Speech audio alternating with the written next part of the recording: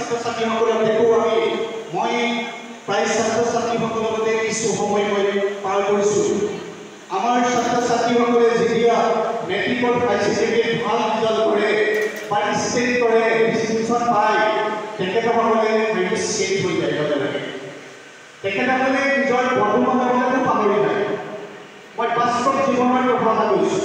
মোৰ ঘৰৰ কাষত যদি এটা ল'ৰাই বা এগৰাকী ছাত্ৰীয়ে যেতিয়া ষ্টেট কৰে, ভাল ৰিজাল্ট কৰে, তেতিয়া পিছদিনা তাৰ নিজৰ বন্ধু বান্ধৱীবিলাকক দেখিলেও মাতিবলৈ পাহৰি যায়। তেখেতৰ ছাত্ৰ ছাত্ৰী অভিভাৱকবিলাকে আগদিনাকে যদি কোনোবাৰ মানুহৰ লগত ভাল জনসংযোগ, ভাল সম্পৰ্ক থাকে, যেতিয়া তেওঁ ল'ৰাটো বা ছোৱালীজনীয়ে ভাল শিক্ষা কৰি ভাল ডিষ্টিংশ্যন পায়, তেতিয়া সেই মানুহগৰাকীয়ে সেই বা দেউতাকে কিন্তু অলপ চেঞ্জ হৈ যায়। কিন্তু এইটো শুভ লক্ষণ নহয়। এইকাৰণে শুভ লক্ষণ নহয়, ছাত্ৰ ছাত্ৰীৰ আগবঢ়োৱাৰ ক্ষেত্ৰত কিছু বাধা সন্মুখীন হ'বলগীয়া হয়।